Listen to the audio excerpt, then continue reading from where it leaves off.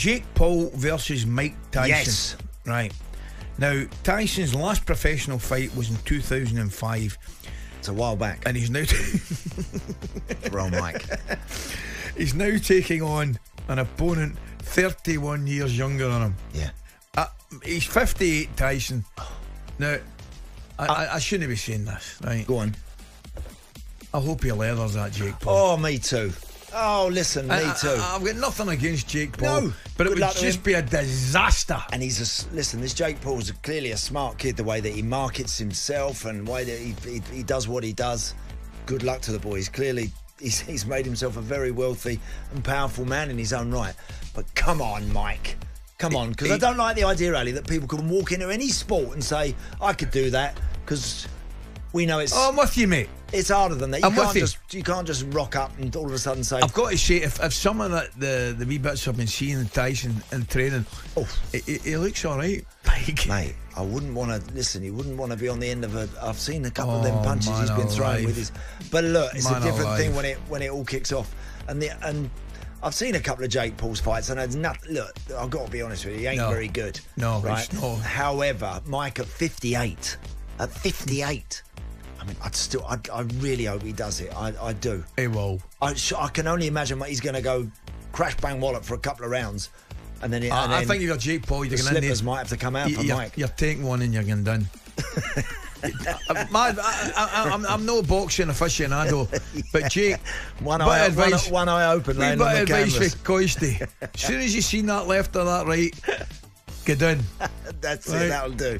And never make, just get down and don't even think about beating the cow. But normally, Ali, I wouldn't dream of paying to watch any of some of the other stuff. Some of the other all that lot I find it's laughable. I'm having this one. I'm like, I know. Definitely got to watch this. It's a Tyson effect. I've got to, yeah. That is a Tyson effect. Because I think Mike Tyson was the hardest hit. And I've heard about Deontay Wilder, and our boxing aficionados, Tyson Prime, Gareth and Spencer and everyone. They all say about Deontay Wilder, the hardest hitting heavyweight ever. Come on. Mike Tyson had knocked him straight over the ropes. He was like a bulldog, man, wasn't he? He was like a bulldog, right? The Premier League weekend concluded with a sharing of the spoils at Stamford Bridge as Pedro Neto's equaliser condemned Arsenal to a 9-point deficit. With Liverpool, we're saying Arsenal 9-point deficit. It sounds as though we're completely ruling Chelsea out the equation. I don't really like that. Now, the point kept Chelsea above the Gunners in goal difference. And afterwards, manager Maresca gave his thoughts to talkSPORT's Alex Crook. Good game. I think we play in the way we want to play, on the ball, off the ball. The game, I think, was quite open. Anything can happen in both sides. But for sure, at least, we deserve the point. And now international break, we recover the energy and we go again. OK, we're going to get more on Chelsea's 1-0 draw with Arsenal in the company of 2000 FA Cup winner, former Blues defender Mario Melchiot. Mario, how are you, my friend? Morning, Mario. Good morning, guys. Everything is good. How are you? Mario, where are you? Are you in sunny LA again? Oh my God, I gotta live life, guys. Come on, I gotta live life. Honestly, Mario, it's great to have you on, but you depress us every time you come on. We're sitting here in a gloomy London, mate. Yeah. I'm not depressing. Look, I'll bring you guys a smile. Come on now. That'll do for me, pal. We'll love a smile. Listen, mate, what about the game yesterday? Andy and I were talking about it. We actually thought Arsenal were probably slightly better, but not brilliant. I thought probably a draw was a fair result. Yeah, definitely. But also in the situation where Arsenal is, right? I mean, last season was close to the champions, and then this season that is their objective. While Chelsea's objective is trying to get in the Champions League. Yeah. So in that sense, I think both teams tactically, you understand, like Maresca said it, tactically they were both right. Was it open? Yeah, it wasn't open for the eye because some of the people that were watching the game, they might not see it as open, but technically it could have gone both ways because Arsenal did not come to Chelsea, I felt, that they came defensively. They still tried to open it, especially the guy that really did that and the person they've been waiting for a long time on is Odegaard.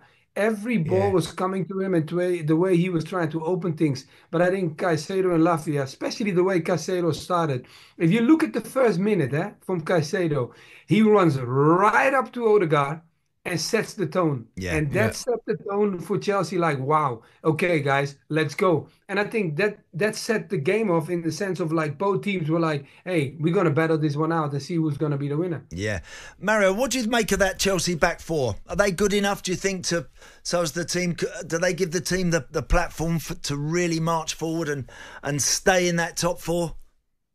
I think it is going to time is what it's going to be. You understand? Because I think, you know, sometimes you see, like I had a couple of moments where let's say Gustav was gone and then he was chasing back and trying to get in the spot, or you know, I think that this is one of the key things. But I feel like, hey, in time, those guys together, the biggest for me was Sanchez when they scored the goal. When Arsenal scored the goal at the first post, that was not great for me. You understand? Because I feel like we all know we don't want to see substitution as goalkeepers, but one thing we want to make sure is that you want security behind you. So I want to make sure that he focuses on that, because you cannot get beaten at the first post. Yeah. I think, Mario, we've been discussing it, and we think Chelsea, I think, are ahead of the game. Some good performances, even in a defeat up at Liverpool. I think Chelsea supporters have got to be pleased where their team are at this moment in time. Yeah. But we are with you, mate. Just a little bit of a question mark, not so much against the defence, but particularly against the goalkeeper.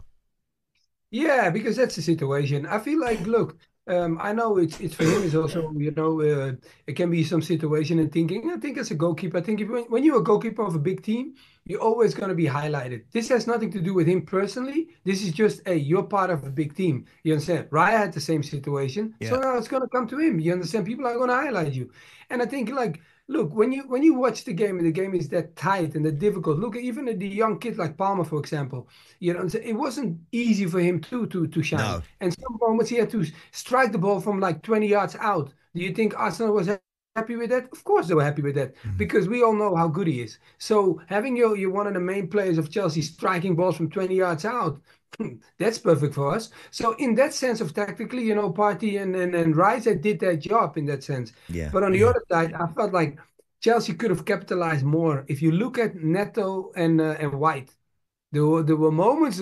I don't think White was that happy, because Neto is quick. He's so quick. He is. And choppy. Yeah. Oh my God. And look, I played that position myself, so that's why I know it. And one thing you don't want to get beaten on the outside. It doesn't matter who you are. Don't let the winger beat you on the outside, because that's where your confidence gets a little shaky. And you could see White was getting a little bit frustrated and wanted to give him a bit. And I didn't mind that, because I would give you a bit if you try to come after me. Yeah. Mario, Enzo Maresca, I think he's doing a great job. I really do. And look, I know he's got an embarrassment at Richie's. There's an incredible squad to choose from, but he's starting now to go with this kind of particular team, and the likes of Enzo Fernandez and Nkunku and people like that are having to sit on the bench. They're not getting perhaps the minutes they would like. But fair play to Maresca, because he's sticking to what he trusts and what he thinks is his best team right now, and he's looking like he's creating something worthwhile.